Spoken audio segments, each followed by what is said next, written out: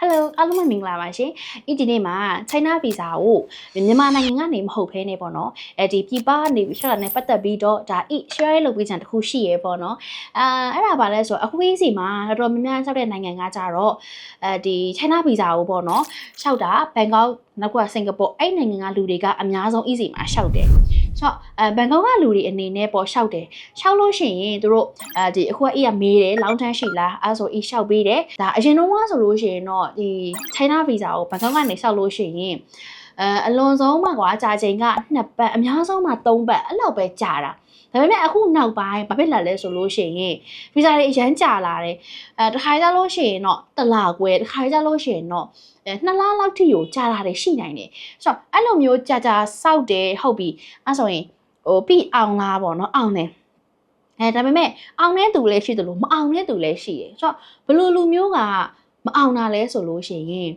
အခုဒါဘယ်လိုမလဲဒီအလုပ်တစ်ခုနဲ့ရှောက်လိုက်တယ်တဲလိုက်တယ်ဒါပေမဲ့ရှောက်နေတဲ့အချိန်ကာလတစ်ခုမှာပဲသူကအလုပ်ထွက်သွားတယ်အဲ့လိုမျိုးဆိုလို့ရှိရင်တော့ဒါ visa မအောင်နိုင်ပါဘူးပေါ့နော်မအောင်ဘူးပေါ့နော်ဒီပြောရမယ်ဆိုရင်တန်ယုံဘက်ကတော်တော်လေးကိုစစ်ဆေးတယ်ပြောရမယ်ဘာလို့လဲဆိုလို့ရှိရင်ကိုကအလုပ်တစ်ခုနဲ့တင်လိုက်တယ်ဒါပေမဲ့ကိုကလှုပ်ထွက်ပြီးတော့နောက်တစ်ခုအလုပ်ပြောင်းသွားတယ်အဲ့ခါကျရင် तू ကထပ်ပြီးတော့တောင်းတယ်ပေါ့နော်ဒါနည်းရဲ့နောက်ဆုံးအလုပ်တစ်ခုထပ်ပြီးတော့ပို့ပေးပါဆိုပြီးတော့တောင်းတယ်ဆိုတော့အဲ့ခါကျဤတော့ပြန်ပြီးတော့ modify လုပ်ပေးရတယ်ခုနလိုမျိုးလူအားကြတော့ तू ကထွက်သွားတာဆိုတော့မအောင်နိုင်ဘူးပေါ့နော်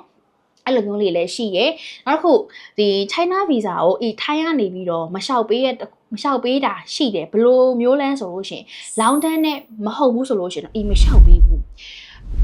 အဲ့ဆိုရင်လောင်းတန်းနဲ့မဟုတ်ဘူးဆိုလို့ရှိရင်တို့က Visa မအောင်လားဆိုတော့မဟုတ်ဘူး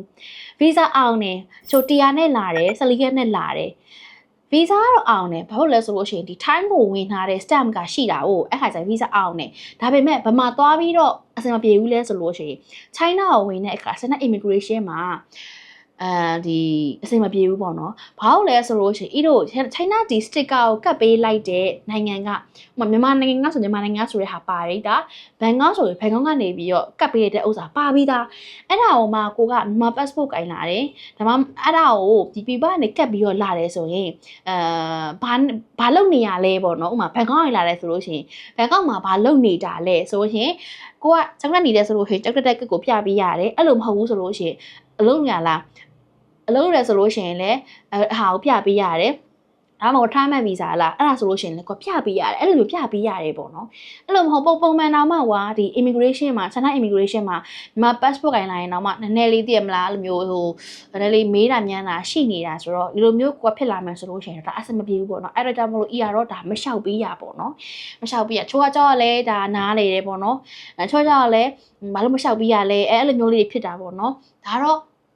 ဘန်ကောက်ကနေပြီးတော့ပတ်သက်တာပေါ့နော်။အဲ့တော့ကကြတော့စင်ကာပူကနေပြီးတော့ရှောက်တာကတော့အဆင်ပြေတယ်။ပုံမှန်ကြာချိန်ကတော့တစ်ပတ်အဲ့ဒါကိုမှထပ်ပြီးတော့ modify လုပ်စရာထပ်ပြီးတော့မတားဘူးဆိုလို့ရှိရင်တော့3ရက်လောက်နဲ့ကို visa ရတယ်။အဲ့ဒီထဲမှာdomestic worker သမားတွေပေါ့နော်။ဆိုတော့ domestic worker သမားတွေအခု EC ကိုလာမေးထားတာတွေရှိရယ် domestic worker သမားတွေကတော့သွားလေလို့ရတယ် visa ရတယ်ဒါပေမဲ့သူကကြတော့ဘာလို့လဲဆိုလို့ရှိရင်အလုပ်ရှင်ရဲ့IC လိုတယ် passport လိုတယ်အဲ့တော့ကြတော့ဒီအလုပ်ရှင်ကဒီလဲသွားဖို့အတွက်ကိုခွင့်ပြုပါတယ်ဆိုတော့ဒီလက်မှတ်ပေါ့နော်အဲ့ဟာလိုတယ်ထိုးပေးရမယ်ပေါ့နော်ဆိုတော့အဲ့ဟာပဲလိုတယ်အဲ့ဟာရပြီဆိုလို့ရှိရင်တော့China ကိုသွားပြီးတော့လဲလို့ရတယ်ပေါ့နော်ဒါကတော့ဒီဘန်ကောက်နဲ့စင်ကာပူအဲ့တော့ကျတော့ဂျပန်တို့ကိုရီးယားတို့ဒူဘိုင်းတို့ဒါတွေကတော့အဆင်ပြေတယ်ပြောရမယ်အဆင်ပြေတယ်ဗီဇာဘာမှခက်ခဲမရှိဘူးပေါ့နော်ဒါကတော့ရလဲဒီဒါလေးတွေကိုဘာလို့သိရလဲဆိုလို့ရှိရင်ဒါတင်ပေးရင်းထဲမှာသိလာတဲ့ knowledge လေးတွေပေါ့နော်ဒါလေးကိုဒါပြန်ပြီးတော့ share လုပ်ပေးတာဆိုတော့ထပ်ပြီးတော့သိရတာတစ်ခုရှိတယ်ဆိုလို့ရှိရင်လည်းရဲ့ဒီ video လေးအောက်မှာ comment လေးမှန်ပြီးတော့ make လေးရပါတယ်